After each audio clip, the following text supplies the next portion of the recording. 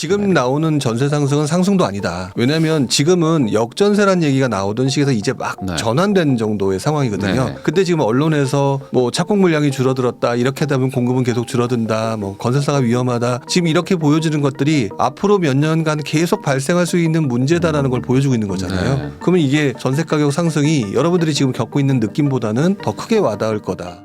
요즘 시장 분위기가 참 뭐 상승이다, 뭐 네. 아니다, 뭐 하락이다 혼재되어 있는 것 같아가지고 네. 보시는 분들도 이게 되게 헷갈려하시는 것 같더라고요. 네네. 그래서 요즘 시장의 분위기가 어떤지 한번 정리 한번 해주시면 좋을 것 같습니다. 사실 정리라고 말하는 게 아까 지금 네. 표현해 주신 게 딱 맞아요. 그냥 딱 혼동기예요. 혼돈기인데 아마도 직전 장 자체가 조금 올라갔던 장에서 이제 조금 힘이 빠지는 상황이 만들어지는 그 상황이 오다 보니까 조금 뭔가를 기회를 만들어주면 뭐 정책이나 이런 것들로 네. 인해서 만들어주면 가격이 올랐다가 네. 또 시간이 지나면서 좀 빠지고 이렇게 해서 조금 위축되는 힘이 좀 위축되는 그런 시기라는 생각이 좀 들어요. 네. 아 그러면은 이게 그렇게 볼 수도 있지 않습니까? 예전에 뭐 올랐던 게 다시 내려가는 건지 네. 아니면 오르는 데는 오르고 있고 내리는 데 또 내리고 있는 어떤 양극화장인지. 사실 직전장의 모습이 서울 수도권 그다음에 지방 광역시하고 중소도시까지 보게 되면 네.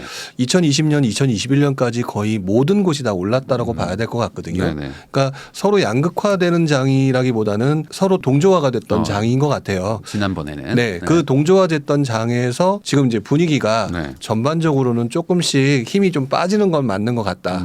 근데 힘이 빠지는 거는 이제 큰 그림이고 그 내부에서는 입지나 이런 거에 따라서 지금 조금 다르게 가는 디커블링이 발생하고 있는 그런 상황이라도 봐야 될 것 같아요.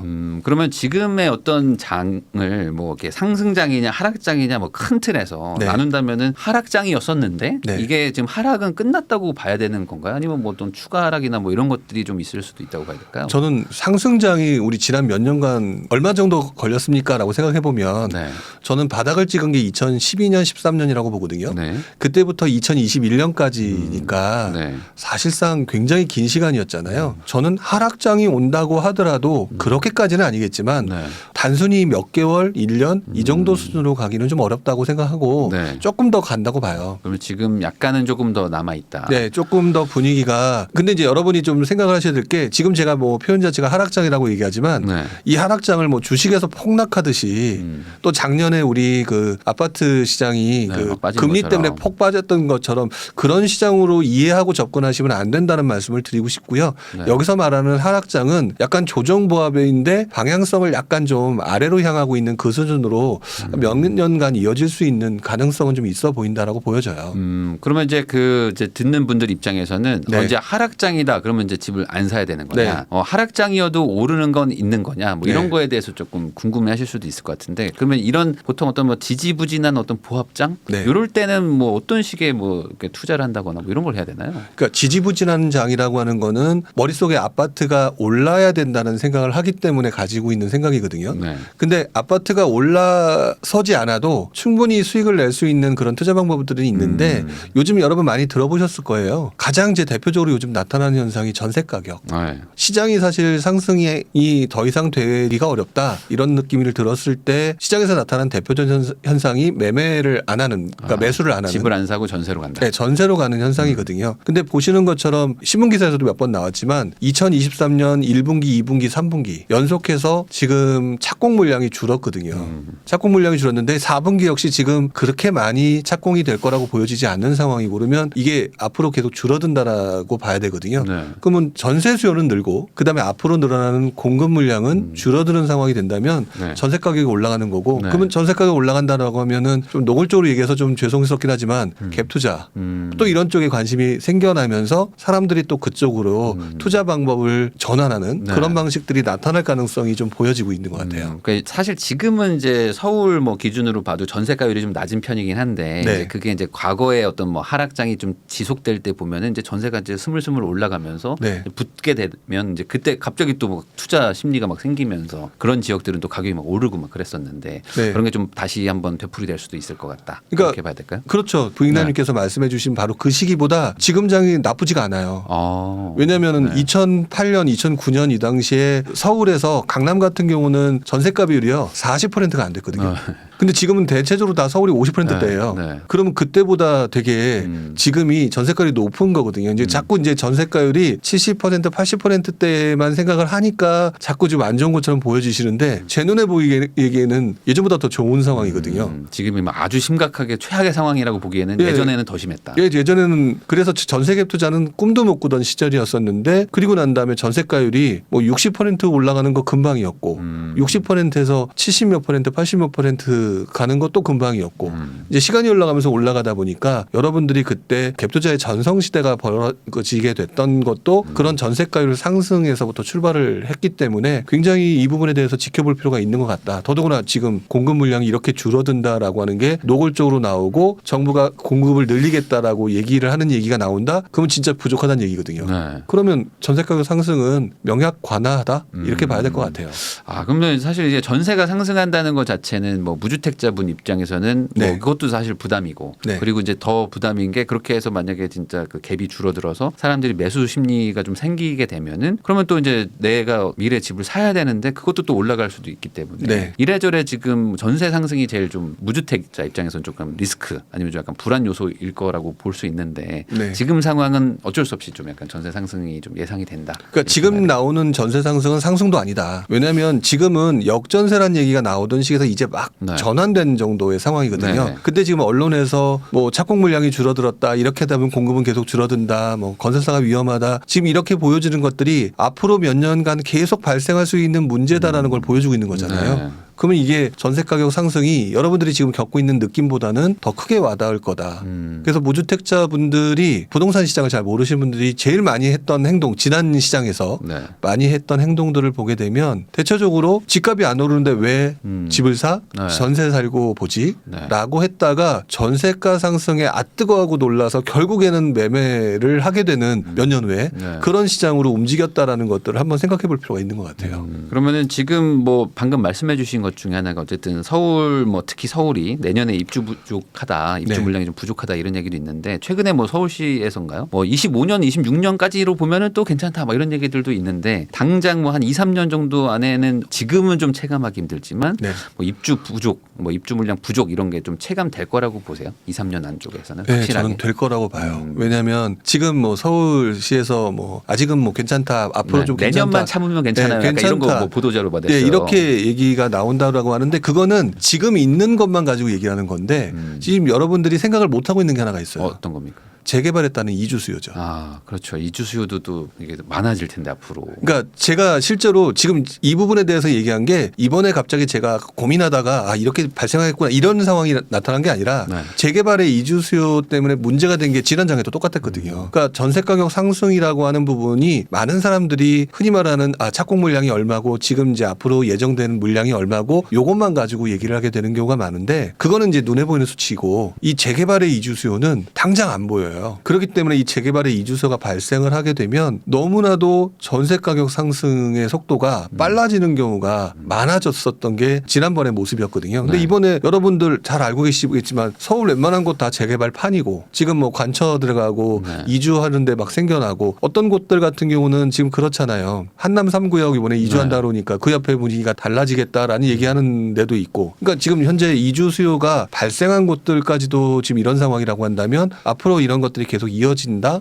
그러면은 전세 가격 상승이 눈에 보이는 숫자로보다 더 커지거나 심각해질 가능성이 높다라고 봐야 될 것 같아요. 그러니까 이게 시기가 겹쳐버리는 거죠. 이제 네. 공급도 좀 부족한데 뭐 이주 수요도 있으면 어쨌든 이게 나중에 지어지면 뭐 집이 더 늘어나는 거긴 하겠지만 네. 그 잠깐의 시기에는 겹치는 구간에는 어쨌든 전세가 되게 뭐 부족하고 그러면 네. 이제 전세가 상승하면 다시 또 매매를 또 약간 좀 자극할 수 있는 이런 구조로 갈 수도 있다. 네. 이렇게 정리를 좀 할 수 있을 것 같은데 그러면 이제 아까 또 말씀하신 것 중에 하나가 최근에 부동산 시장이 약간 좀 꺾였다. 네. 이런 얘기를 좀 해주셨는데 이거 생각보다 뭐 연초 이후 한 봄 여름에는 막 쭉 막 올라가는 듯한 느낌에서 네. 약간 지금은 좀 꺾인 어떤 그런 이유는 뭐라고 보십니까? 아무래도 사람들이요. 연초에 우리 기억하시는지 모르겠지만 1월 3일 날 부동산 대책이 나왔었죠. 부동산 대책이 나오면서 사람들로 하여금 아, 이 정부가 집 가격을 떨어뜨리지 않으려고 하는구나 라는 느낌을 갖게끔 만들었잖아요. 네. 네. 그러니까 금리 인상 때문에 아이고 큰일 났다.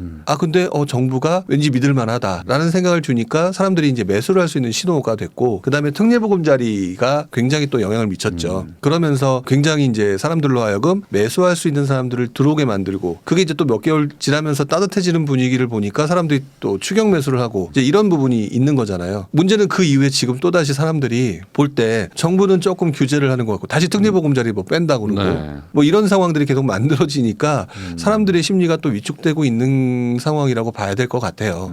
그 말은 또 바꿔 말하면 우리 체력이 집값이 많이 올라서 이제 좀 부담스러운 거죠. 그리고 또 광명부터 시작해서 지금 뭐 며칠 전에는 김포까지 네. 뭐 고부장가 얘기가 나오면서 사람들이 되게 힘들어하잖아요. 금리도 아직 떨어지지 않았고 그다음에 고부장가 얘기가 나오고 있고 그러면서 사람들이 심리가 다시 조금 위축되는 그런 상황으로 지금 만들어지고 있는 것 같다. 그러니까 요즘 같은 경우는 그 함부로 들어가기보다는 이 상황이 계속 이어질 것인가를 좀 지켜볼 필요는 있는 것 같아요. 이게 아주 지금 방금 전에 이제 단기적인 얘기였고 아까 말씀하신 뭐 전세는 약간의 뭐 중기적인 어떤 그런 얘기긴 한데 지금은 그만큼 좀 체력이 약한 것 같아요. 어떤 뭐 이게 투자 시장이랄까 뭐 이 부동산 시장이 뭐 정부가 뭐 이렇게 하면은 조금 또 뭐 약간 뜨거워졌다가 살짝만 바꿔도 좀 이렇게 예전 같았으면은 뭐 정부가 뭘 하든 그냥 막 가고 막 내려가고 이랬는데 그만큼 요즘에는 좀 그렇게 시장에 참여자도 좀 많이는 없는 것 같고. 그러니까 지금 마라톤 레이스가 끝난 사람들한테 다시 지금 1만 미터 뛰라는 얘기처럼 들리니까 지금 힘이 약간 빠지는 거죠. 지쳤다. 네, 지쳐 있는 상황인 거죠. 1만 미터를 뛰려고 해도 최소 며칠은 쉬어야 되고 몇 네. 달은 쉬어야 되는데 지금 그 상황에서 또 다시 달려야 되는 상황은 쉽지 않다. 그러니까 체력이 확실히 떨어진 것 같아요. 네. 그러면은 이제 당분간은 좀 이렇게 좀 지쳐 있는 상태인데 네. 그러면 이게 좀 체력이 회복이 된다거나 아니면 시기가 지나면은 아까 말씀하신 것처럼 어떤 뭐 전세 쪽에서 네. 뭔가 신호가 나오면서 조금 방향이 또 다시 바뀌지 않을까 뭐 이런 정도라고 정리하면 될까요? 네, 그렇습니다. 그럼 아까 말씀하신 것 중에 하나가 뭐 일부 지역은 좀 약간 뭐 양극화나 뭐 이런 것도 좀 일어난다고 하셨는데 큰 틀에서는 지금 뭐 지방이나 네.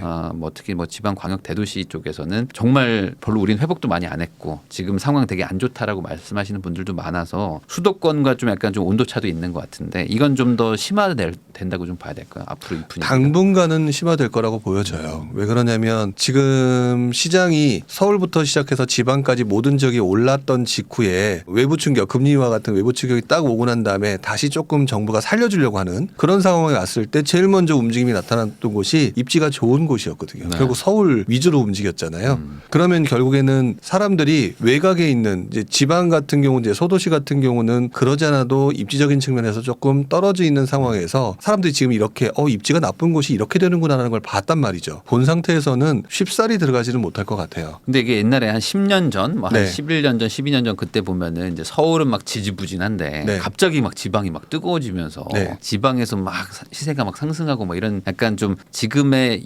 양극화가 막 일어나기도 했었는데 네. 이번에는 뭐 그럴 가능성은 좀 없다고 보시나요? 어떠세요? 그러니까 지난번에 왜 올랐는지를 보면 알 수가 있거든요. 그러니까 아까 지금 제가 표현할 때 직전에 서울 수도권 그다음에 지방이 모두 다 올랐다라고 표현했잖아요. 네. 지금 말씀하셨던 건 이제 그 지방의 상승장은 보통 그 얘기가 나오는 게 2009년부터 얘기를 하는 게 맞는 것 같아요. 2009년부터 2013년 뭐 이때까지 엄청나게 상승을 했는데 이때 바로 직전의 모습이 뭐였냐면 서울 수도권과 지방의 모습이 디커블링 되어 있던 상황이었었어요. 네네. 그러니까 서울 수도권은 2000년대 초반에 엄청나게 올랐다라고 한다면 지방 같은 경우는 당시 노무현 대통령의 정부의 규제에 의해서 속된 말로 박살이 나서 2003, 2004, 2005, 2006, 2007, 뭐 2008년 뭐 요때까지 거의 한마디로 말하면은 뭐 바닥을 기고 있었거든요. 도대체 바닥이 어딘가. 네. 그러니까 바닥이 어딘가라고 모를 정도로 떨어져 있었던 상황이기 때문에 공급이 부족했었고 들어오질 못했고 네. 그 공급이 누적 공급이 부족해지니까 결국 사람들이 공급이 부족해진 상태에서 거기도 전세가가 올라갔을 것이고 그러니까요. 매매가가 따라 올라가는 모습을 보였잖아요.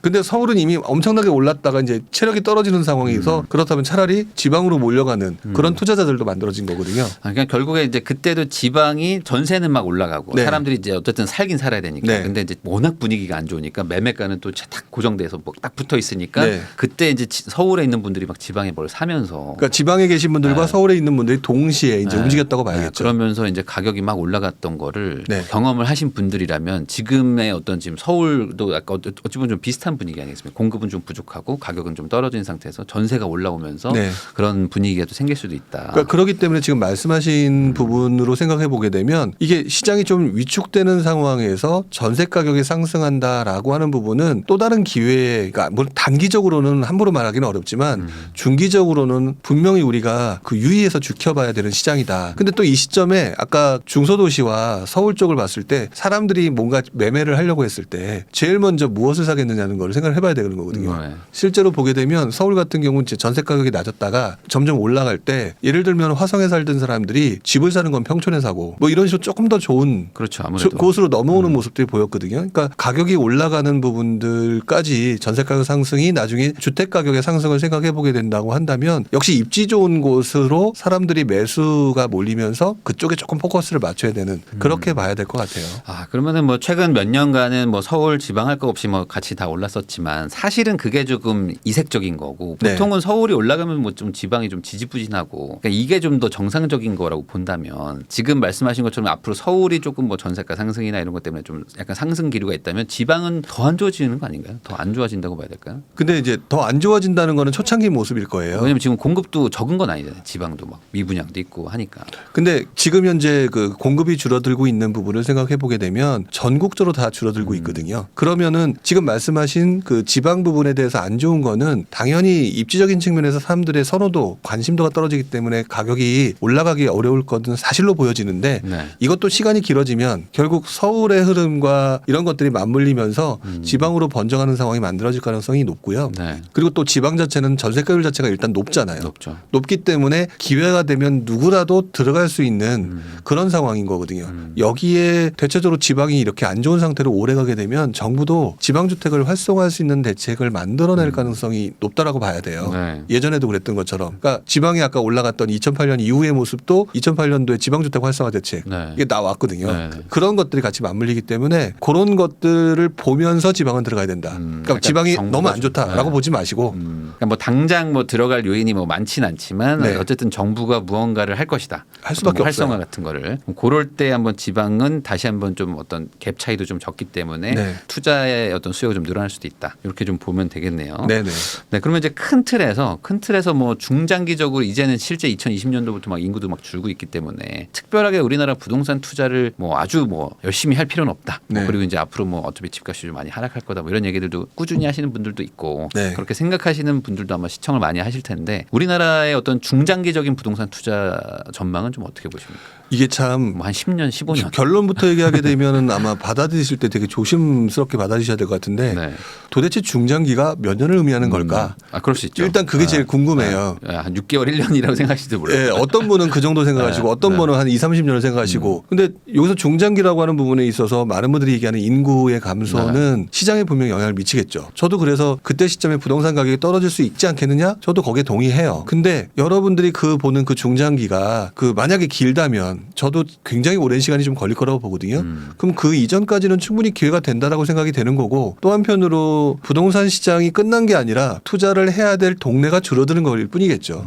그 중에서도 제일 마지막에 관심도가 떨어지는 것이 아무래도 서울일 네. 테니까 그냥 서울 수도권에 관심을 두고 있으면 부동산 시장이 끝났다는 말은 할 수 없지 않을까요? 그냥 내가 결국에 진짜로 어떤 어디를 보느냐에 따라서 네. 내가 전국을 다 보고 있다. 네. 그러면은 사실상 뭐 큰 틀에서는 투자할 이유가 없다고 생각할 수도 있겠지만 예를 들어 내가 서울만 보고 있다. 그러면은 아까 말씀하신 것처럼 중기가 아니라 진짜 뭐 장기적으로 봐야지만 영향을 좀 받을 수 있다. 뭐 이런 식으로 그 어디 보느냐에 따라서 좀 다른 것 같기는 좀 합니다. 그러니까 너무 함부로 부동산이 끝났다라고 얘기할 필요는 없는 것 같아요. 저도 예전부터 부동산이 끝났다라는 분들을 정말 많이 봤지만 네. 부동산이 끝났는데 몇 년 지나면 또다시 살아나는 이 좀비 같은 시장인데 그리고 대체적으로 그런 시장들은 중심부부터 움직인다라고 하면 끝났다라는 얘기보다는 중심부의 부동산 시장을 눈여겨보시는 게 아마 여러분들의 투자에 도움이 되실 거다.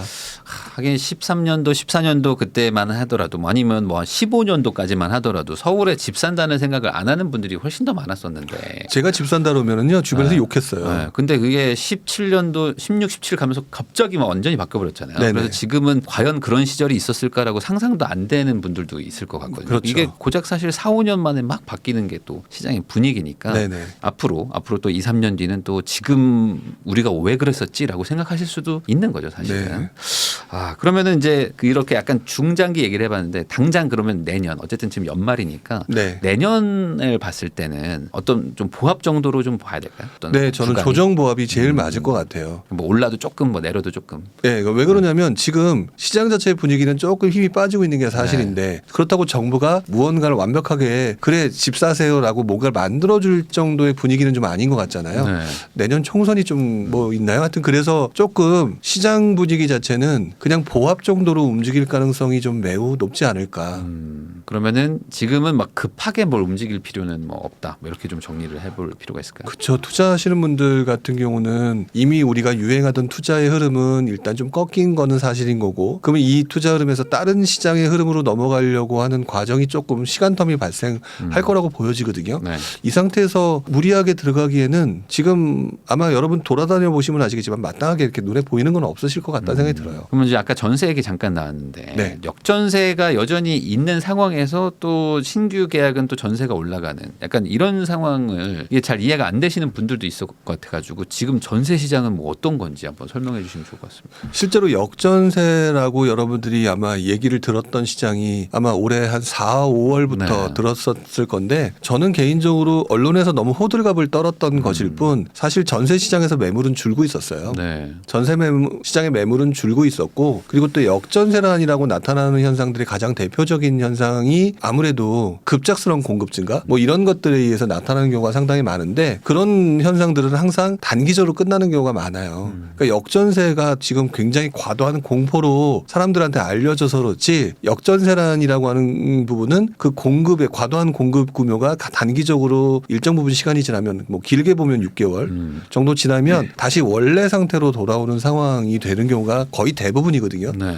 그렇기 때문에 저는 역전세란이라고 하는 게 언론이 너무 좀 크게 떠들어서 그런 것이지 전세 매물이 줄어들고 있는 상황이었고 네. 그다음에 이제 사람들이 점점 집을 시장 분위기가 별로 좋지 않으니까 집을 살 수가 없는 상황이 만들어지고 있었잖아요. 네네. 그렇기 때문에 결국에 전세 수요가 늘어날 수밖에 없는 상황이어서 앞으로는 전세 가격이 무조건 올라가는 것으로 바뀔 가능성이 되게 높은 상황이기 때문에 앞으로는 역전세란이라고 하는 부분은 오래 지나면 상당 부분 많은 곳에서 없어질 것이다.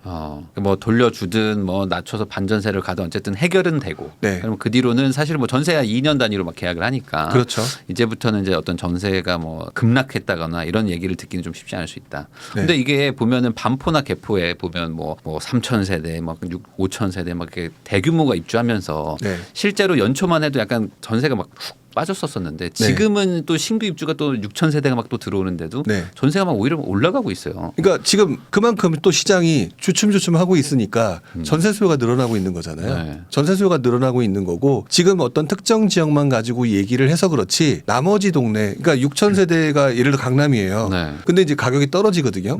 당연히 전세 가격이 떨어지는데 재밌는 거는 외부에서 그 떨어지는 거를 보고 원래는 강남에 들어오기 되게 애매한 사람들이 네. 강남에 진입을 해요. 네. 약간 낮은 가격으로. 그럼 또 그 가격을 받쳐주면서 다시 원래대로 올라가는 가장 대표적인 현상이 2008년 잠실이었죠. 네. 그때도 엄청 빠졌었다가. 예, 엄청 빠졌었는데 이때 아니면 언제 잠실 한번 살아보겠느냐라고 생각했던 사람들이 들어왔다가 그러니까 또 그렇게 되는 경우 그 시간이 어느 정도 지나고 나니까 다시 그 전세 가격은 회복되고 뭐 그렇게 되면서 전세 가격은 결국 그 부정은 심화되니까 점점 올라가게 되고 이런 것들이 계속 반복됐거든요. 그러니까 지금 강남에 그러니까 엄청나게 그 입주 물량이 늘어나서 지금 현재 줄어든다라고 생각했던 것들이 오히려 전세 수요가 늘어나고 그다음에 또 외부에서 예상치 않았던 전세 수요들이 상급지로 조금 이동하는 그런 현상들이 같이 맞물려서 나타났기 때문에 생각보다 떨어지지 않았을 거고 시간이 지나면서 다시 원래대로 돌아가는 거는 자명한 사실로 보여져요. 그러면 요즘에 뭐 전세 사기 때문에 뭐 빌라나 오피스텔에서 또 아파트 쪽으로 넘어오는 수요도 많다. 이런 네. 것도 좀 동의를 하시는 네, 동의를 하죠. 왜냐하면은 그래서 지금 재밌는 현상 중에 차라리 소형 아파트로 가겠다. 이렇게 되는 것들이 되게 많이 보여요. 소형 구축으로 그냥 가서 전세 살게 되는 분들이 좀 많아졌어요. 네네. 빌라 살다가. 그러니까 소형은 사실 어떻게 보면 우리 상승장에는 그렇게 많은 사람들이 쳐다보지 않았던 품목이거든요. 네. 이 품목들인데 전세 사기나 이런 것들 때문에 빌라나 오피 같은 경우에 대해서 지금 또 분위기도 안 좋고 네. 이러니까 뭐든지 아까 지방장하고 서울장 얘기하면서 입지 얘기했던 것처럼 어떻게 보면 이 그 상품에 네. 그 좋은 상품으로 좀 자꾸 접근하려고 하는 하는 그런 모습으로 나타나게 되는 것 같아요. 그러면 이제 큰 틀에서는 어쨌든 매수 수요가 조금은 뭐 옛날만큼은 아닐 거고 그러면 좀 감소하고 뭐 그다음에 대출이나 뭐 지금 금리도 뭐 아직은 뭐 버거운 상황이라면 네. 전세로 간다. 네. 이 수요는 지방 서울 할 것 없이 다 공통적으로 뭐 아니면 어떤 뭐 입지가 조금 좀 떨어지는 아파트 지방 아파트도 네. 같이 그렇게 될 거라고 좀 보세요. 어떤 전체적인 대세 상승, 전세의 상승. 전세 가격은 네. 일단은 먼저 서울부터 강해질 것 같기는 하지만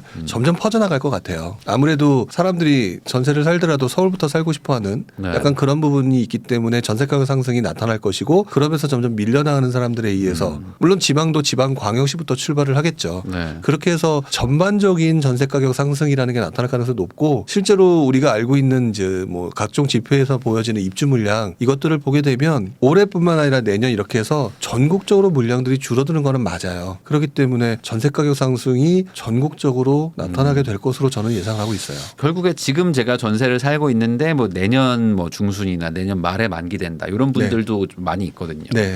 그런 분들 입장에서는 지금 사도 막 아주 뭐 나쁜 어떤 그런 상황은 아니라고 봐야 되지 않을까요? 어떻게 보세요? 그러니까 전세 가격 상승이 노골화되는 시점, 공급 부족에 의해서 나타나는 상황이라면 저는 많은 사람들이 전세를 들어가는 게 굉장히 탁월한 선택이라고 생각하시는 분들이 많은데 저는 전세 상승으로 뒤통수 한번 맞아보면 매매가 얼마나 좋은지를 느껴보실 수 있을 거라고 생각이 들어요. 그래서 저는 가능하면 매매로 들어오시는 게 거주에 편한 안정성. 지금 23년 11월 기준으로 봤을 네. 때는 지금 뭔가 전세를 갈지 매매로 갈지를 결정할 때는 네. 그리고 뭐 2년 동안 뭐 올라가는 거 보고 내가 살면 되지 않겠느냐 그렇게 표현하시는 분들이 있는데 물론 그 말이 맞을 수도 있겠죠. 생각보다 전세 가격 안 오를 수 뭐 이렇게 생각할 수 있는데 그것들이 시장이 급변하는 거는 전혀 예측을 못 하거든요. 네. 그렇기 때문에 차라리 그런 그 시장 변화에 따른 예측의 불안정성을 경험하느니 차라리 매매를 통해서 안전하게 편안하게 살고 계시는 게 조금 더 유리할 거다. 어느 정도 하락도 한 상황이기 때문에 네네. 이 상황에서는 전세보다는 좀 매매로 생각해 보시는 것도 괜찮다. 시장 자체가 매매가 되게 느낌이 네. 못 하실 거예요. 근데 전세 가격이 그러니까 매매가 안 돼서 전세 가격이 상승하는 시기에 접어들게 되면 제가 장담컨대 이 전세 가격에 뒤통수 맞는 것에 너무 크게 당하세요. 그러면 결국 본인 손해거든요. 네. 이게 사실 전세라는 건 지금 분위기보다는 네. 2년 뒤의 분위기를 항상 좀 그래도 좀 예측을 해가지고 판단을 해야 되기 때문에 네. 지금 23년이 아니라 25년쯤 되면은 어떨까라는 네. 걸 고려해가지고 결정하시면 될 것 같습니다. 그 요즘에 기사 보면은 그런 게 있어요. 보면 뭐 전세가 상승한다 뭐 이런 얘기도 있지만 서울에 매물들이 막 늘어나가지고 네. 그리고 거래량도 좀 감소하고 매물 늘어나고 거래량 감소한다. 그 말은 이제 집주인들이 물건을 좀 팔려고 하는데 네. 매수 수요가 많이 없어진 거 아니냐 뭐 네. 이렇게 해석이 될 수도 있는데 네네. 지금 그 분위기가 어떤지 매물이 많이 실제로 늘어나고 있는지 매도자들은 뭐 어떤 생각으로 뭐 팔려고 하는 건지. 항상 나타나는 전형적인 현상 중에 하나라고 저는 생각이 들어요. 네. 왜 그러냐면은 지금 서울 아파트 매물이 늘어난다는 얘기는 바꿔 말하면은 결국에는 팔겠다는 사람이 늘어난 거잖아요. 네. 팔겠다는 사람이 늘어났는데 이 팔겠다는 사람들의 모습들의 면면을 자세히 보게 되면 대체적으로 이분들이 바로 한 1년 전, 2년 전에는 절대 팔 생각이 없었던 분들이 많아요. 그랬는데 금리 인상과 같은 그러니까 네. 앞으로 계속 오를 것이다라고만 생각하고 모든 그 계획을 세우고 있었는데 지난 몇 년간 금리 상승으로 아파트 가격이 떨어지는 거를 보면서 네. 와 이렇게 떨어질 수도 있다라는 사실을 되게 많은 분들이 느낀 거죠. 네. 느낀 상태에서 근데 손해보는 느낌이라 못 파는데 가격이 지금 상당히 많이 회복됐다는 많이 거죠. 회복이 됐으니까. 그러면 떨어지는 것도 봤겠다. 앞으로 떨어질 가능성이라는 것도 인지를 했겠다. 근데 회복은 됐겠다. 회복은 됐으니까 이참에 정리하고 좀 편안하고 싶어하는 사람들의 심리, 수익을 확정시키고 싶어하는 사람 심리가 굉장히 늘어났다는 거죠. 네. 그래서 지금 매물이 늘어나고 있는 거라고 봐야 될 거고 근데 문제는 매수자가 지금 분위기 안 좋아지는 상황에서 사주려고 하겠느냐. 네. 그러니까 당분간은 매물이 늘어나는 상황이 조금 더 많아질 것 같고요. 전세 가격이 상승이 되게 되면서 이 매물은 다시 줄어들면서 전세로 돌리는 사람들이 좀 많이 늘어날 가능성이 좀 높아 보여요. 그러니까 사실 지금 전세가가 낮기 때문에 사실 네. 집을 팔아야겠다라고 생각들을 하시는데 네. 뭐 저도 경험해 보면은 전세가가 막 올라가기 시작하면 네. 사실 집주인들은 그렇게 막 팔려는 생각을 많이 안 하잖아요. 그렇죠. 뭐 나중에 팔지 뭐라는 생각들을 하시게 되는데 당장은 뭐 전세가 조금 뭐 아직은 뭐 약간의 상승이고 네. 그리고 이제 회복도 많이 했기 때문에 매매가도 회복해서 이참에 한번 팔아보자라는 매물들이 좀 늘어나고 있다. 네. 그래서 그런 얘기가 있더라고요. 예전에 뭐 연초만 하더라도 급매성 가격대 매물이 많이 늘어났다면 지금은 약간 호가성 매물들이 많이 늘어나고 있다. 그러니까 전세 가격 상승이 된다는 얘기가 나오면서 나름대로의 선택 포인트가 나중에 정보험을 하나 바꿀 수 있는 거잖아요. 그러니까 이런 것들이 있으니까 지금 말씀하신 호가 네. 이런 부분도 발생을 하는 거겠죠. 네, 그래서 이 호가에는 못 사겠다라고 하는 매수자들이 서로 이제 대치를 하고 있다 보니까 네. 거래량도 뭐 감소하고 있는 게 아닌가. 네. 근데 이렇게 생각하면은 이제 시청자분들이 요거 궁금하실 것 같아요. 그럼 결국에 집주인들이 못 버티고 급매 가격으로 낮추면 가격이 하락하는 건데 네. 그럴 요인은 별로 없다고 보세요. 이 집주인들의 심리 지금 뭔가 뭐 세금이나 뭐 이런 거에 대한 뭐 이자에 대한 부담이나 이런 것들은 좀 어느 정도 해소가 됐다고 봐야 될까요? 해소가 됐다라고 보기보다는 일단 기본적으로 팔 수가 없다면 버티자주의가 가장 많은 것 같아요. 사람들은. 버틸 만큼 버텼는데 예. 여기서 내가 이 가격에는 못 던진다. 예, 못 던진다. 그리고 뭐 1원이라도 손해를 보는 듯한 느낌은 엄청난 고통으로 아마 사람들이 느껴질 거기 때문에 원래 매도자는요. 진짜 내가 견딜 수 없는 정도의 상황이 만들어지기 전까지는 그렇게 쉽게 내놓지 가격을 낮춰서 내놓는 경우는 없다라고 말씀을 드려야 될 것 같고 뭐 저나 우리 부익남님이나 그렇지 않을까요? 아, 뭐 그렇긴 하죠. 네. 웬만하면 전세 한 번 더 어떻게 네. 맞추고 버텨보자라는 게 사실 집주인들의 심리긴 하죠. 그러니까 집주인은 전세라고 하는 네. 또 다른 탈출구가 있기 때문에 상황 봐서 전세냐 매매냐를 이렇게 바꿔서 할 수 있잖아요. 네. 그러니까 선택의 폭이 있으니까 일단 버텨보는 쪽으로 가는 경우가 상당히 많은 것 같아요. 그래서 당장 매물들의 어떤 가격대가 매물 네. 개수의 증가보다는 매물대 가격대가 막 확 내려가거나 이럴 확률은 네. 높지는 않을 수 있겠다. 예, 쉽지는 않을 거예요. 그러면 당분간 대치 상태 이렇게. 그렇죠. 대치 상태로 갈 것이고 전세 시장의 움직임에 따라서 또 다시 조금 분위기가 달라지겠죠. 네. 그러면 이제 아까 처음에 말씀하신 것처럼 약간 정부가 지금 어떤 시장의 어떤 정책에 따라서 아까 부양을 하기도 하고 뭐 규제도 하기도 하고 막 한다고 하셨는데 지금 상황은 뭐라고 보세요? 지금 뭐 부양책을 쓰는 것 같기도 하면서 또 규제도 막 같이 하고 근데 막 호재도 또 막 발표하고 막 지금 여러 가지를 막 하고 있거든요. 그러니까 정부가 이것들을 여러분들이 부동산에 관심을 갖고 있으니까 부동산 부양책이야 아니면 부동산 뭐 규제책이야 네. 이렇게 생각을 하시는데 이렇게 생각하시는 게 맞는 것 같아요. 부동산에 별 관심 없어요. 정부는 예. 지금 부동산에 관심이 있는 게 아니라 우리는 지금 부동산을 보니까 부동산에 관심이 있는 것처럼 해가지고 부양책, 규제책이라고 얘기하는데 부동산 자체에 관심이 없고 시장을 어떻게 하면 안정시키냐에 집중되어 있다고 봐야죠. 그러니까 안정화. 예, 시장의 안정이라는 차원의 부수적으로 부동산을 어떻게 이용하느냐 문제거든요. 네. 그러니까 지금 우리가 볼 때 부동산만 보는 사람 입장에서 어쩔 때는 부양책 내놨다가 네. 어쩔 때는 규제책 내놨다가 쟤네들 뭐야라고 하는 서로의 시각차가 발생하는 거거든요. 그러니까 이거는 정부가 부양책이냐 규제책이 아니라 앞으로도 부양책과 규제책을 반복적으로 왔다 갔다 우리 뭐 왔다리 갔다리 뭐 또 이런 표현 하잖아요. 네. 그렇게 계속 할 거예요. 제가 볼 때는. 왜냐면은 이 부양책이라고 하는 부분은 떨어지는 상황이 지금 이제 요즘 분위기가 좀 안 좋아졌으니까 떨어지는 상황이 만들어진다면 아이고 이렇게 떨어지면 시장이 안정적이지가 않지 네. 조금 받쳐야지 이렇게 될 거고 이렇게 했더니 대출 받아서 집 사는 사람이 많아졌네 무슨 소리야 가계부채가 심각해지면 시장이 안정적이지 않으니까 그런 규제해야지 그러면 부동산 입장에서 보게 되면 당연히 부양책과 규제책이 왔다 갔다 하는 거거든요. 그러니까 막 반년 만에 왜 이렇게 바뀌어 이렇게 네. 생각을 하실 수도 있는데 그걸 안정화라는 개념으로 보면은 네. 이해가 된다. 그러니까 부동산으로 보니까 그게 부양책과 규제책인데 시장의 안정화라는 차원으로 보게 되면은 당연하게 나타나는 현상이라고 보면 되고요. 지금은 정부가 부양책과 규제책과 상관없이 시장을 어떻게 하면 안정화시킬 거냐. 지금 이제 요즘에 관심도가 높아진 거는 가계부채죠. 네. 그러니까 지금의 관심도는 가계부채예요. 네. 지금 정부는 거기에 지금 꽂혀 있죠. 예, 거기에 네. 꽂혔으니까 시장 안정화를 시키기 위해서는 네. 우리가 보는 관점으로는 규제책을 하고 보여주는 대책이 나올 가능성이 높아 보이는 거예요. 그러면 요번에 뭐 전세 DSR 네. 적용하겠다 그래가지고 사실 지금까지는 전세 대출에 뭐 DSR 안 봤으니까 네. 근데 이런 것도 뭐 적용한다는 거 뭐 그리고 뭐 스트레스 DSR 해가지고 뭐 가산금리 1% 더 붙여서 하여간 대출 좀 더 막겠다 네. 이런 정책들을 지금 뭐 실제로 검토도 하고 있고 뭐 발표도 한다 막 이런 얘기를 네. 하고 있는데 그런 것들도 시장의 안정화 정책으로 이제 봐야 된다 이렇게 그게 봐야겠죠. 가계부채라고 하는 차원에서 꽂혀 있으니까 가계부채 측면에서 얘기를 하는 거죠. 왜냐하면 지금 전세 가격이 올라간다, 공급이 부족하다라고 얘기하니까 그쪽에서도 분명히 전세 가격이 불안하다라는 거 분명히 알고 있을 거예요. 근데 기본 베이스에 지금 가계부채가 엄청나게 높다라는 거 알고 있고 지난장에 정부의 실책 중에 하나가 가계부채를 관리하면서 전세자금 대출을 관리하지 못했던 지난장에 본인들의 흑역사가 있거든요. 네. 그러니까 이번에 처음부터 내가 지난번에 틀렸기 때문에 시험 문제 틀렸으니까 이번에 전에 챙겨야지라고 하는 그런 것들이 분명히 있어 보여요. 네. 그러니까 전세자금 대출 DSR을 관리하겠다고 이제 선제적으로 던진 건데 그러면 좀 덜 받겠지 이런 생각으로. 근데 저는 개인적으로 전세자금 대출 DSR 부분이 시간이 가면 갈수록 조금 완화 쪽으로 그러니까 지금은 이제 강화 쪽으로 설명이 되고 있는데 또다시 시장에서 온갖 아우성이 더 올라가게 되면 네. 완화 쪽으로 또 갈 거다. 그러니까 또 왔다 갔다 하는 거죠. 결국에 계속 왔다 갔다 할 것이다. 예, 또 왔다 갔다 할 거다. 왜냐? 그때는 지금은 가계부채에 꽂혀 있지만 가계부채를 해서 막고 DSR 같은 거 막잖아요. 네. 근데 시간이 이제 시장이 지났어. 시장이 지나고 보니까 전세 가격이 올라서 DSR을 해놓으니까 서민들이 아우성치네. 네.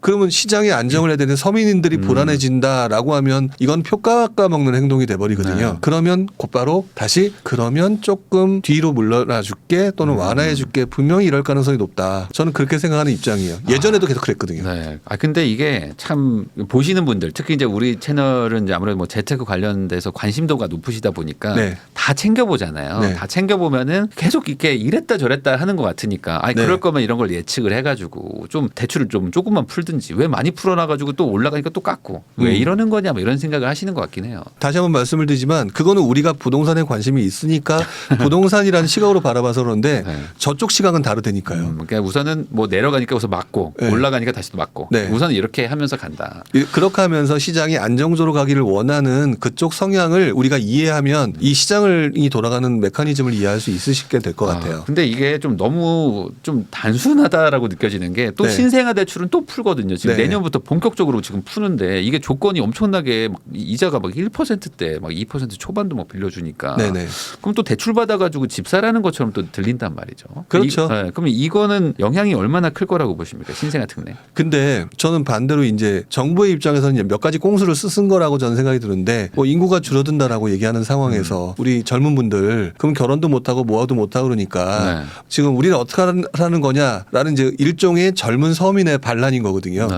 그러니까 젊은 서민들의 반란을 해결해 줄 수 있는 상황에서 이 신생아 특례가 좀 나온 것 같다라는 네. 생각이 드는데 과연 내가 결혼을 안 한 사람이다. 네. 신생아 특례가 나왔다. 쉽사리 받을 수 있는 사람이 몇 명이나 될까요? 그렇죠. 또 애를 낳을 생각이 없었는데 갑자기 이것 때문에 애를 낳겠다라고 마음 먹는 사람들이 얼마나 될까? 많지 않을 거라고 보여지기 때문에 네. 저는 이 신생아 특례가 금리로 보게 되면 매력적이나 아마 애를 낳아서 기르고 돈 들어갈 거 생각하시면 조금 더 불안해하시는 분들도 많으실 거라는 생각이 들어서 이것들이 부동산 시장에서 사람들이 들어오는 수많은 사람들 중에서 신생아 특례가 영향을 미치는 정도는 상당히 적을 것이다라고 보여져요. 그럼 이거는 부동산 정책이 아니라 그냥 출산 장려 정책의 일환 정도로 봐야 된다. 영향은 좀 제한적이라고 보여지고요. 네. 그다음에 특례 보금자리로는 일반형인가 그걸 폐지를 했잖아요. 네. 폐지를 했고 난 다음에 또 얼마 있다가 나머지 것도 어떻게 해야 될지 아직 모르는 상황인데 지금 현재 집을 사줄 수 있는 사람들은 그러니까 아까 시장의 안정이라는 표현을 썼는데 집을 사줄 사람들은 다주택자들이 아니거든요. 네. 또 다주택자들 풀었다가 무슨 문제가 터질지 모른다는 거 시장의 안정에 져야 되니까 풀을 사람들은 젊은 분들밖에 없어요. 정부 입장에서는. 근데 정부 입장에서 젊은 분들이 조금 지금 뭣도 모르고 막 들어온다 막 이런 느낌이 들게끔 한동안 좀 많이 들어가니까 일반형 폐지한 거고 네. 협박한 거고 하나 더 얹은 거죠. 신생아 특례. 이렇게 하면서 그러면 우리가 원래 고민하고 있는 게 이 시장 안정 말고 인구 감소에 대한 고민도 있거든. 이것도 해결해 주면 좋겠어. 겸사겸사. 네, 이렇게 던져버린 거죠. 근데 사실 요즘에 이제 그런 얘기 하시는 분들도 있어요. 이게 지금 정부가 전공법을 좀 회피하고 있다. 그게 네. 무슨 소리냐면 집값이 하락하고 이럴 때는 뭐 대출을 푼다기보다는 어찌 보면 이제 시장의 참여를 좀 더 늘리는 방향으로 해야 되는데 사실 지금 다주택자들은 뭐 몇 년째 역시 여전히 뭔가 시장에 참여하기 상당히 좀 어렵게 규제가 아직도 있지 않습니까? 네. 이거를 뭐 풀어가지고 이제 다주택자들이 좀 들어와서 뭐 지방에 집을 사준다거나 하면서 시장을 좀 안정화시키는 이런 방법도 있을 텐데 네. 요거는 좀 안 풀고 대출 가지고 지금 이렇게 막 왔다 갔다 하고 있는 거 네. 이게 과연 해결책이냐 이런 생각을 하시는 분들도 있거든요. 네. 다주택자 규제 푼다는 거 이쪽에 대해서는 정부가 어떻게 할 거라고 좀 보십니까? 이미 정부는 다주택자들의 행동 패턴을 잘 알고 있다고 생각해요. 그리고 다주택자들은 그러니까 쉽게 말하면 한 번 풀어주면 이분들이 한 개를 사는 게 아니라 N 개를 사거든요. 그러니까 한 개를 사주면 고맙겠는데 네. N 개를 사게 되면 그때는 시장의 침체를 막을 수 있는 조건이 아니라 갑자기 뜬금없이 과열로 가는 현상들이 특정 만들어지니까 지역이 막 비특정으로 예. 막 갑자기 막 과열되고 하니까. 그러니까 다주택자들이 N개를 산다라는 걸 분명히 알고 있기 때문에 다주택자들을 풀어주는 거는 항상 뒷주머니에 넣어놓고 있다가 마지막에 최악의 상황에 히든카드로 풀어주는 경우가 정부의 항상의 고질적인 패턴이었던 것 같아요. 네. 그러니까 지금 다주택자들은 쉽게 안 풀어줄 거다라고 보는 게 맞는 것 같고요. 그러니까 N주택이 아닌 1주택을 사줄 수 있는 사람들 젊은 분들한테 지금 자꾸 이렇게 대출을 받아서 SOS를 지금 펼치고 있는 것이 아니냐. 그러니까 이게 참 이걸 어떻게 해석해야 되냐에 따라 다르긴 하겠지만 사실 돈이 있는 사람들이긴 하잖아요. 다주택자라는 사람들이 어쨌든 조금 여유가 있으니까 뭐 집도 한 개 더 사보려고 하는 네. 사람들인데 여기를 풀었다가는 또 내가 컨트롤 못할 것 같으니까 그렇죠. 우선 집이 없는 무주택자분들, 신혼부부 이런 분들한테만 계속 지금 어떤 혜택을 주면서 집을 사라라고 얘기를 하고 있는 상황이라는 거죠. 그러니까 그것들이 이제 가격 하락도 방지하고 네. 시장이 좀 꺾였을 때는 하락을 방지하고 그다음에 이제 올라가는 건 다주택자를 안 풀면서 방지하고 결국 또 시장의 안정인 거거든요. 안정화라는 어떤 큰 틀의 네. 그런 길은 이제 명확하게 보입니다. 네네. 그러면은 지금 정부가 말하는 건 결국에 집값을 올리지도 내리지도 않겠다는 거라면 네. 또 이게 조금 헷갈리실 수가 있는 게 그러면 집을 그냥 안 사면 되는 거 아닌가?라고 생각을 하시는 것도 있을 것 같아요.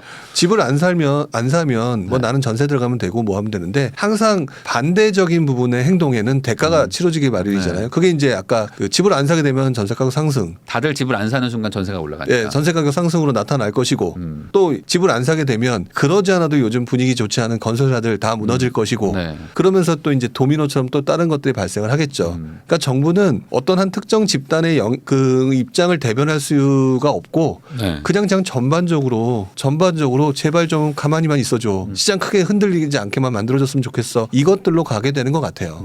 그렇지만 그게 결국에는 시간이 지나면서 뭐 아까 말씀하신 건설사나 뭐 이런 게 힘들어지면 또 부양책 쓰고 네. 그러면 또 다시 또 막 시장이 또 바뀌기도 하고 네. 결국에는 내가 계속 시장을 보고 있으면서 어떻게 바뀌는지를 계속 체크를 해야 되겠네요. 계속 체크를 하다 보면 어떻게 보면 거기서도 이제 투자의 기술, 투자의 요령 이런 것들도 발견하시게 되시겠죠. 네. 그러면 지금 이런 얘기 하시는 분들도 있거든요. 이거는 결국에 이 안정화 정책은 총선을 위한 어떤 네. 그때까지는 지금 우선 최대한 좀 가만히 있게 하자. 네. 그렇지만 총선이 끝나고 나면 그다음 대선까지는 한 2년 정도 남기 때문에 네. 그때부터는 무언가 좀 방향이 바뀌지 않겠는가라고 얘기하시는 분들도 있거든요. 네. 그러니까 24년도 부동산 정책도 계속 안정화일 거라고 보십니까? 일단은 내년도 이제 상반기에 총선을 감안하게 되면 지금 이제 이쁜 소리를 많이 해야 되잖아요. 네. 그러니까 대다수의 국민들이 바라는 소리를 하실 것이고 끝나면 조금 바뀌겠죠.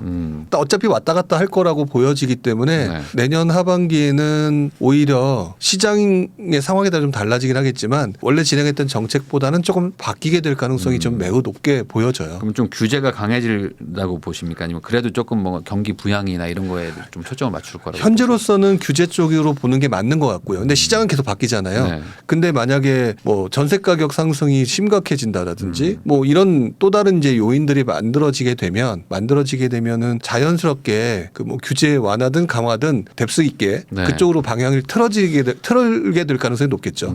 보통 그 예전에는 그러지 않았나요? 전세가 좀 상승하거나 그러면은 네. 공급을 많이 해야 되겠다 하면서 막 부양책 같은 거, 그러니까 공급 사이드에서 좀 부양을 하려고 막 했었던 네. 것 같은데 도시형 생활주택이라든지 막 이런 거 갑자기 규제를 막 완화하면서 빨리 뭐 빌라 같은 거 지어라 이렇게 했었는데 네. 지금은 그런 게 잘 안 먹히는 시장이다. 왜냐면 전세 사기가 너무 심하고 막 하니까 네. 사람들이 학을 뗐잖아요. 네. 아예 저쪽 B 아파트에 대해서는. 네. 그래서 현실적으로 무언가 그런 공급에 대해서 뭐 실질적인 그런 혜택 그래서 부양하기가 쉽지 않을 거라고 얘기하시는 분들도 있더라고요.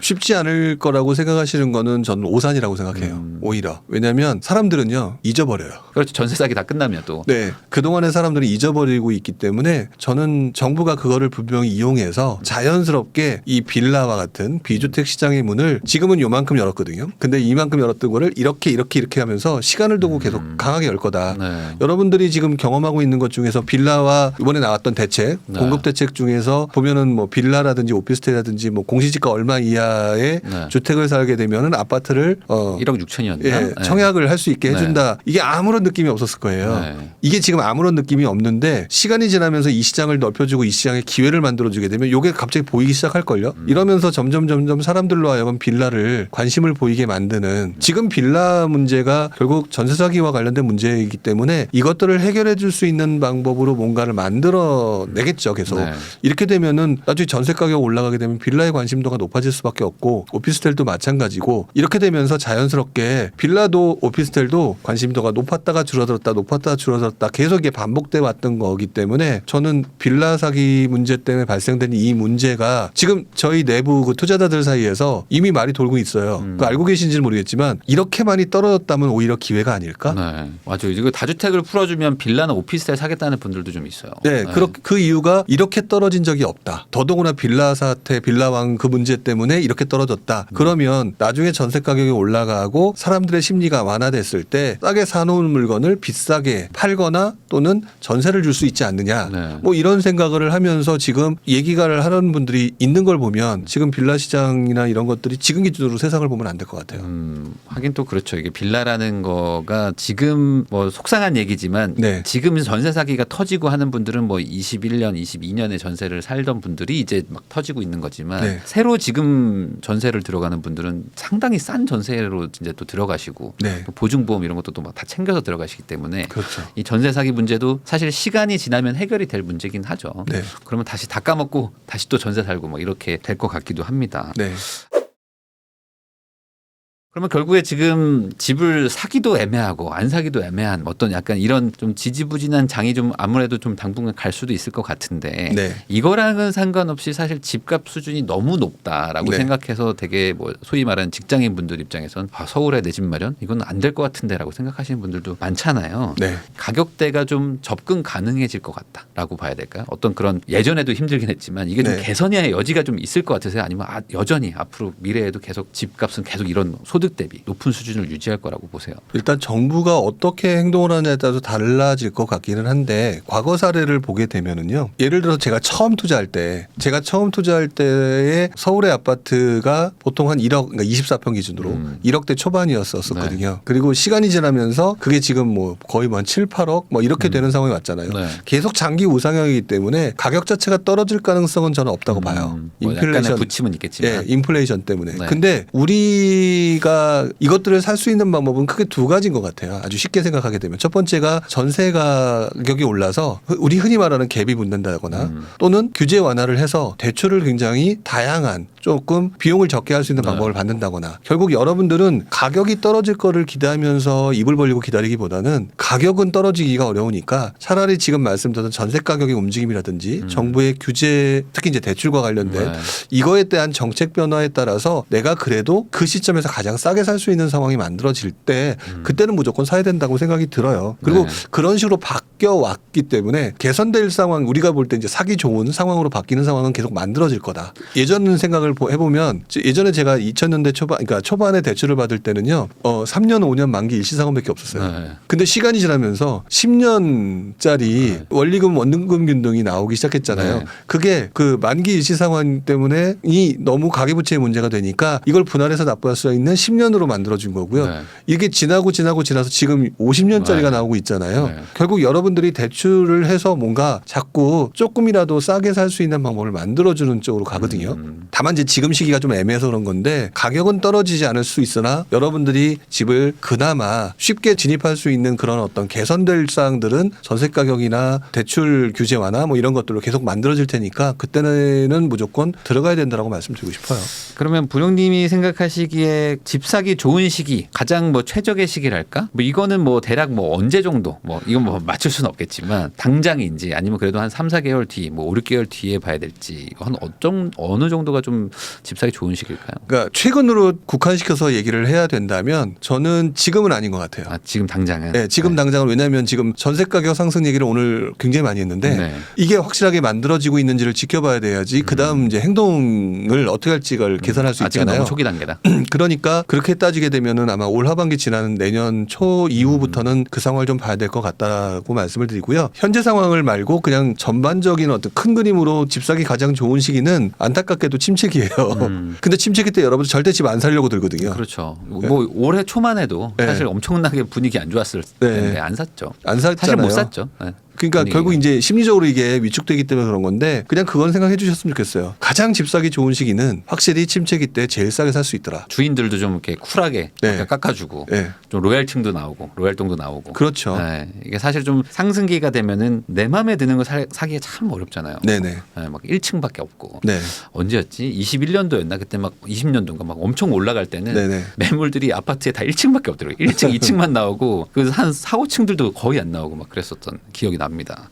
아, 그러면은 그 침체기가 어쨌든 조금은 더 이어질 수 있다면 네. 지금은 이제 한번 고민을 많이 해볼 시기는 맞다. 네. 그러면 지금 그 지역은 어떻습니까? 뭐 그래도 좀 나름 좀 저평가를 받고 있는 지역이라거나 뭐 이런 것들도 좀 있을 것 같은데. 현재 기준으로 보게 되면 저는 수도권인 것 같아요. 아, 수도권. 아니, 네. 서울은 아닌 수도권. 예, 왜 그러냐면 서울은 물론 서울도 외곽 지역 같은 경우는 좀 억울할 거예요. 네. 왜냐면 드디어 서울 오른다. 뭐 어디든 전고점까지 올라왔더라. 네. 그런데 외곽 같은 경우는 올라가려고 조금 그러는데 지금 분위기가 안 좋아졌거든요. 네. 그러니까 되게 억울한 거죠. 네, 네. 근데 이 상황에서 이제 그럼 수도권은 더 마찬가지일 거예요. 수도권도 드디어 올라간다 우리도 와야지라고 좀 하는데 회복되나 했는데. 근데 저기 멀리서 막 오르락 내리락 하다가 오르고 있다가 갑자기 훅 꺼져가지고 우리 동네로 지금 파도가 안 넘어온 거거든요. 근데 이런 동네가요 오히려 좀 리스크가 적다고 봐요. 왜냐하면 지금 올라간 곳은 여러 가지 시장이 안 좋게 되면 떨어지게 되는 이제 전고점 돌파를 하거나 전고점까지 올라왔다가 다시 조금 쭉 주저앉을 수 있는데 네. 안 올랐잖아요. 여기는 떨어질 게 없다고 봐요 별로.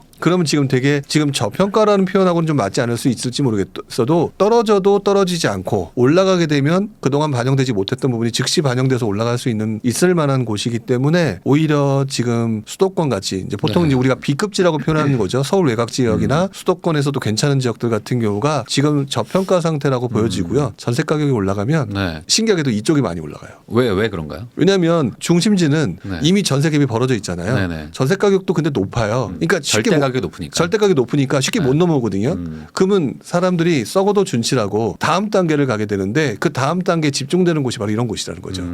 그래서 저는 어떻게 말하면은 B급지가 지금 어떻게 보면 상대적으로 굉장히 큰 저평가 상태라고 보고 있어요. 이게 그 예전에도 그랬던 적이 있었는데 그 뭐 예를 들어 뭐 그 12년, 13년 네. 그럴 때 보면은 저도 이제 가지고 있었던데 전세를 맞췄는데 어디서 오셨냐 물어봤더니 더 좋은 도시에서 이렇게 밀려서 오시는 분들이 있더라고요. 네, 항상 그렇죠. 보면은 전세가 높아지니까 그런 것들이 이제 수도권에 좀 영향을 주니까 이쪽이 좀 나을 수도 있다. 네. 매매는 좀 덜 올랐고 전세 상승의 영향도 많이 받으면 아까 말씀하신 어떤 갭이 줄어드니까 네. 그런 그러니까 것들이 예전 기준으로 보게 되면 입지라고 하는 것에 되게 많이 포커스가 맞춰져 있잖아요. 네. 이게 조금 유연하게 바뀌고 있는 중이라고 봐요, 저는. 이제 그것들이 지금 덜 올랐고 안 올랐고 전세 가격 요거에 포커스를 맞추게 되면 오히려 입지가 조금 최고의 중심지가 아닌 곳들이 되게 유리한 시장으로 좀 바뀌고 있는 것 같아요. 아, 그러면은 반대로 지금 강남은 뭐 전고점 뚫었다 뭐 이런 기사들도 막 나오거든요. 네. 그리고 실제로 막 실거래가들이 막 찍히고 있어서 네. 회복이 아니라 뭐 지금 뭐 다시 또 상승으로 막 전환된 곳들도 있는데 네.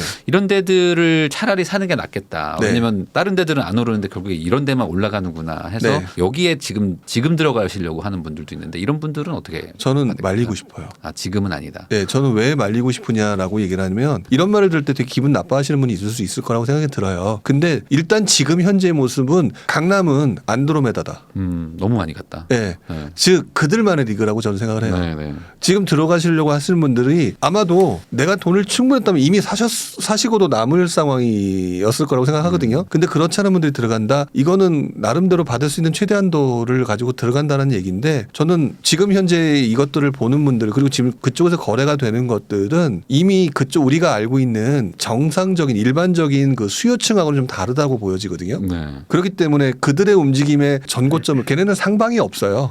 아, 그렇죠. 뭐. 예, 네. 돈이 있는 곳에서는 상방이 없다라고 저는 생각을 하기 때문에 네. 그 상방이 뚫는 거 가지고 시장 전체로 판단하는 건 아닌 것 같다라고 생각이 들고 그냥 우리 일반적인 중산층 또는 서민들을 위주로 본다면 지금부터는 강남의 움직임을 가지고 내가 강남에 들어가야 되는 이유로 삼기에는 조금 시기적으로 안 맞는 것 같다. 아, 이것도 나름 어떤 그 옛날에 그 풍선 효과처럼 이제 강남 이쪽이 먼저 올랐으니까 네. 이제 나름대로 좀 퍼져 나갈 것이다라고 판단하는 게 조금 낫겠네요. 네. 그러면은 그 정부가 지금 네. 3주택 이상 하지 마라. 그렇지만 2주택까지는 봐주겠다라고 지금 정책은 하고 있는데 네. 여전히 똘똘한 한 채가 좋다고 보세요? 아니면 그래도 뭐 두 채까지도 해볼 만도 하다 이렇게 보세요? 저는 제 지론을 말씀드리는 게 맞는 것 같아요. 네. 저는 상승장이 도래했을 땐 똘똘한 채가 맞다라고 보는데 지금 시장이 위축되는 장이거나 이제 좀 조정 포합 또는 침체 통계장 이런 장이라면 다주택자가 좀 더 낫다고 봐요.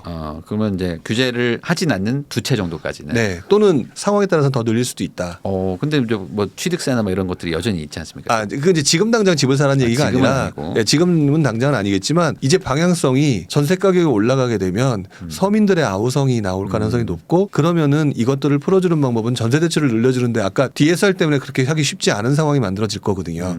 그러면 결국 이것들을 풀어줄 수 있는 방법은 결국 또 한 가지 방법으로 귀착될 수밖에 없어요. 집사라. 근데 집사라고 얘기했는데 아까 말씀드렸던 N개로 갈 수 있는 사람은 다주택자거든요. 네. 그러면 다주택자를 약간 좀 도와주는 시기에 맞는 그 시대에 네. 맞는 투자자는 다주택자여야 될 테니까 네. 그쪽에 맞춰서 분위기가 흘러갈 거라고 보고 있거든요. 그렇기 때문에 그 시점에는 N개로 가는 다주택자가 조금 더 맞지 않을까. 네. 그러니까 지금 오히려 좀 무리해가지고 뭐 상급지에 똘똘한 한 채로 가야지라는 거는 예전의 트렌드고 지금은 네. 약간 좀 바뀌었다. 네, 트렌드 자체로 보게 되면 이제 구트렌드일 가능성이 높다. 앞으로는 이제 약간 그 보합이나 침체장에 맞는 투자 전략으로 좀 바꿔야 될 필요가 네네. 있다.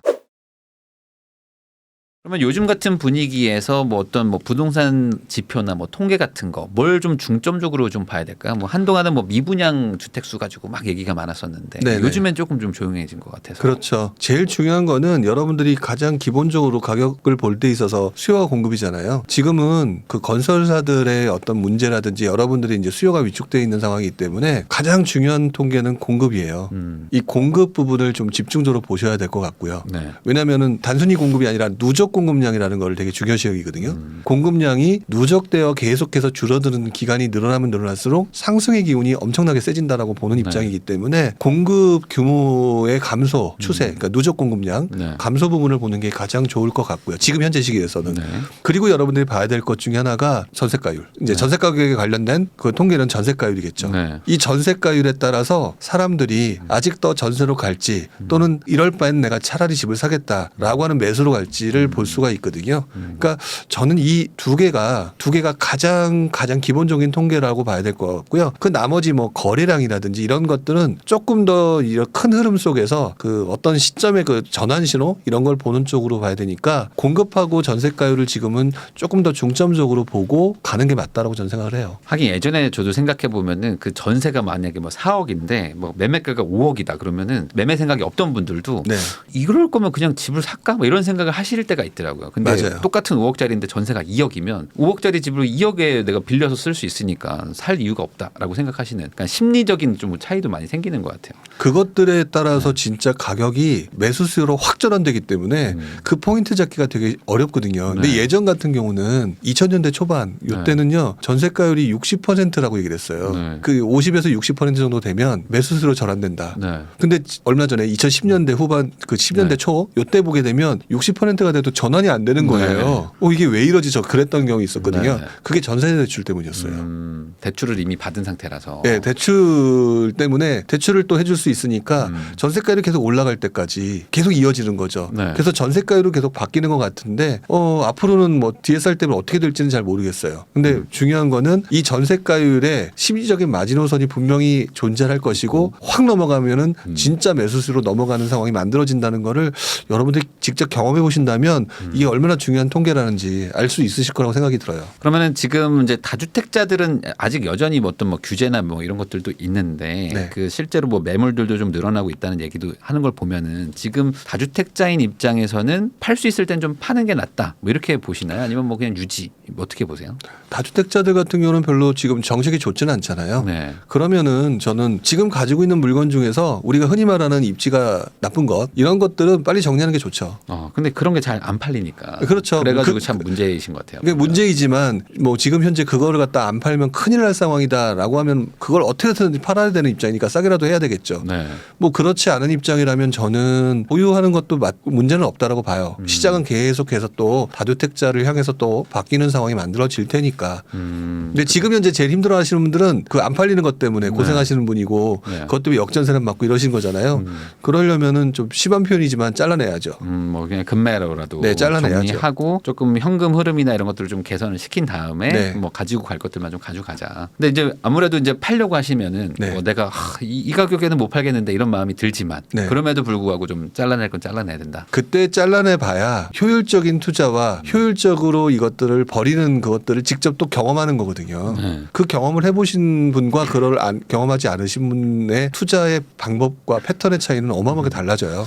그러면 지금 1주택자분들은 어떻게 하는 게 좀 좋다고 보세요? 시기적으로 지금은 뭐 갈아타기를 좀 애매한 시기였죠. 그 아. 단기적으로는. 단기적으로는 네, 단기적으로는 되게 애매한. 이미 내가 가고 싶은 상급지들이 올라버렸기 때문에 어. 거기다가 지금 시기도 별로 어떻게 될지 앞으로 어떻게 될지 모르는데 흔히 말하는 추가적인 연끌까지 해야 되는 상황이 만들어진다.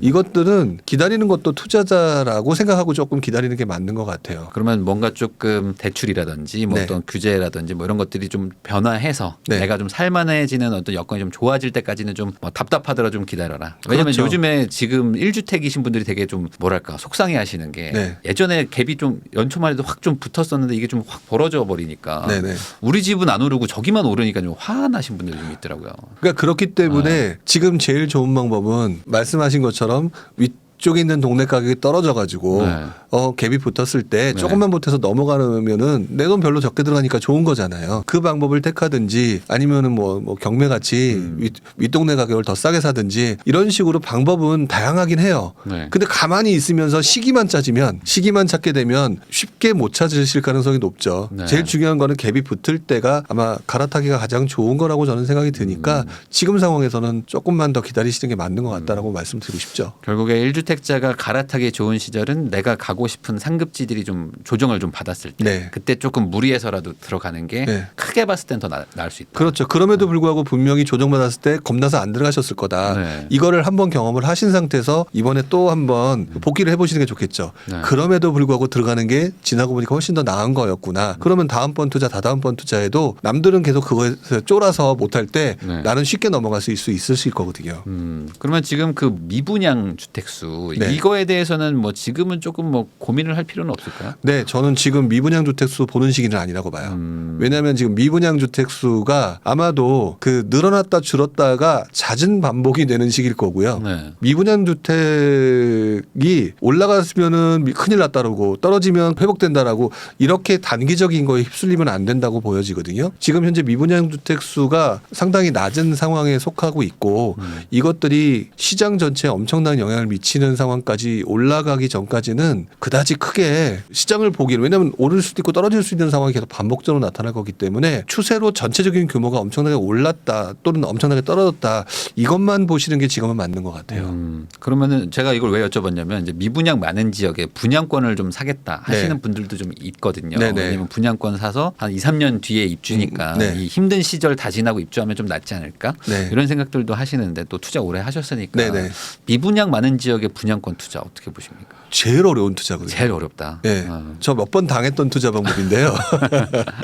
네. 이거는 시장의 흐름을 읽을 줄 알아야 된다고 봐요. 고수들이 해야 되는. 네, 투자다. 고수들의 영역이고 지금 미분양이 많은 곳에 들어가서 시장이 지나면서 조금 괜찮아지면 어떻게 하겠다라고 하는 이 방법은요. 상승장에서 경험하신 분들이 하시는 방법이에요. 말이에요. 네. 왜 그러냐면은 상승장 중에서도 분명히 안 좋은 장들이 있거든요. 그러면 상승장이 중심지부터 외곽으로 퍼져나가는 가운데 중심지가 핫할 때 외곽이 굉장히 안 좋은 상황인 거잖아요. 네. 그러면 이 흐름이 넘어오는 상황에서 미분양을 샀을 때 몇 년 기다리면 이게 다시 갭이 메워지면서 올라가는 장이기 때문에 이때 돈을 많이 버는 거거든요. 네. 근데 이렇게 하셨던 분들이 언제 망하냐면은요. 앞으로도 상승장이 계속될 것처럼 착각하시고 똑같은 행동을 반복해요. 그렇죠. 그러다 제가 당했거든요. 막판에. 예, 제가 그래서 당한 사람 중에 한 사람이고 네. 그래서 시장을 어떻게 봐야 되는지 고민을 했던 사람이기 때문에 네. 지금 그렇게 들어가기는 되게 어려운 부분이고요. 지금은 오히려 잘 보시게 되면 서울, 경기, 인천, 그러니까 수도권,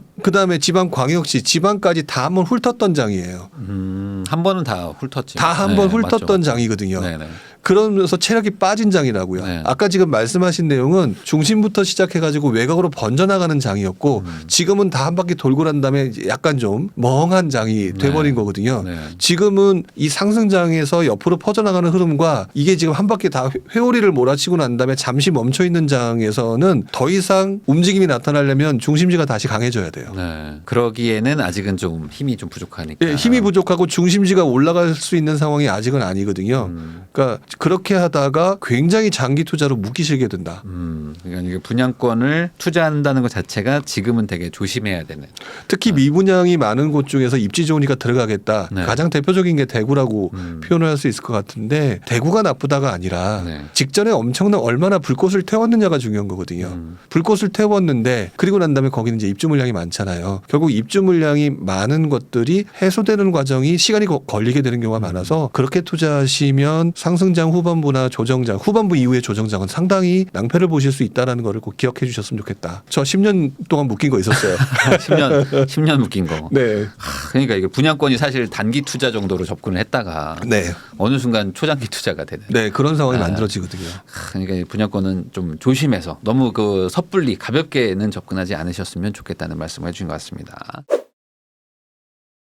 이게 뭐 많은 분들이 얘기하는 게 이제 위기와 기회는 뭐 같이 온다 뭐 이런 얘기들을 하는데 네. 사실 뭐 과거에 어떤 상승장이나 하락장 뭐 이런 것들을 많이 경험을 하셨잖아요. 네. 그러면 결국에 돈 버는 거는 어떤 걸 해야 되는지 이런 것도 한번 말씀해 주시면 좋을 것 같습니다. 그러니까 하면서 매번 느꼈던 거는 타이밍이다. 근데 도대체 타이밍을 어떻게 봐야 되느냐. 그러니까요. 이거에 대한 고민을 이제 지금까지 평생 하고 있고 지금도 맞기도 하고 틀리기도 하는 것 같아요. 네. 근데 그래도 그걸 몇 번 경험하면서 확실한 것들은 딱 하나였던 것 같아요. 시장이 되게 침체된 상황에서 정부가 집 사세요라고 할 때가 가장 돈 벌기 좋은 시기인 것 같아요. 근데 지금 시장으로 보게 되면 침체장이 오래된 상황도 아니고 네. 정부가 집 사라고 말하는 시장도 아니고 그렇죠. 그러다 보니까 사실 지금이 엄청나게 벌 수 있는 시기는 아닌 것 같고 상승과 하락장을 경험한 상태에서 보게 되면 침체장 상태에서 정부의 신호가 집 사주세요. 제발 좀 집 사세요라고 얘기를 하는 상황이 만들어지게 되면 여러분들 그때 영끌은 그때 해야 되는 거다라고 생각하시면 될 것 같아요. 지금은 뭐 아주 뭐 그런 대세 상승 뭐 대세 하락 뭐 이런 것도 아닌 약간 좀 아주 큰 장은 아니기 때문에 네. 요럴 때는 뭐 오히려 그러면 지금은 좀 기다리고 공부하고 좀 이렇게 복귀하고 이런 네. 거를 해야 되는 시기. 자질구레한 상승과 하락은 나올 것 같아요. 네. 지역별로 뭐 공급이 엄청나게 부족하다든지 거기서 지난 상승장처럼 엄청나게 벌세 뭐한 5억, 6억, 뭐 10억 이렇게 벌 생각을 하지 않고 네. 어느 정도 벌겠다라고 얘기를 하게 되면 시장이 안 좋더라도 충분히 돈을 벌 수 있는 상황은 만들어지는 것 같은데 신이 내려주는 그런 엄청난 상승의 수익은 저는 침체장 이후에 정부가 집 사라고 할 때까지 여러분들 기다려 보시면 제 말이 무슨 말인지 아실 거라고 말씀드리고 싶어요. 그러니까 지금은 엄청난 무리를 해가지고 할 그럴 시장은 아니기 네, 때문에 지금은 조금 더 공부도 하시고 약간은 조금 한 템포 좀 늦춰가지고 판단하는 게 좋겠다는 말씀을 해주신 것 같습니다. 지금까지 부동산 투자 전문가이신 부록님과 함께 올해 부동산에 대한 어떤 총평도 해보고 그리고 뭐 내년 정책이나 그리고 앞으로 뭐 중장기적인 어떤 부동산의 어떤 투자 전략도 한번 얘기를 해봤는데 이런 거에 대해서 각자 또 사정이 다르고 입장이 다르시겠지만 잘 받아들이셔가지고 앞으로 본인의 투자나 내 집 마련에 최적의 어떤 그런 판단을 하시는데 도움이 되셨으면 좋겠습니다. 귀한 시간 시청해주신 여러분들께 다시 한번 감사 인사 드리면서 저희도 영상 마무리하도록 하겠습니다. 부록님 오늘 고생 많으셨습니다. 네, 고맙습니다.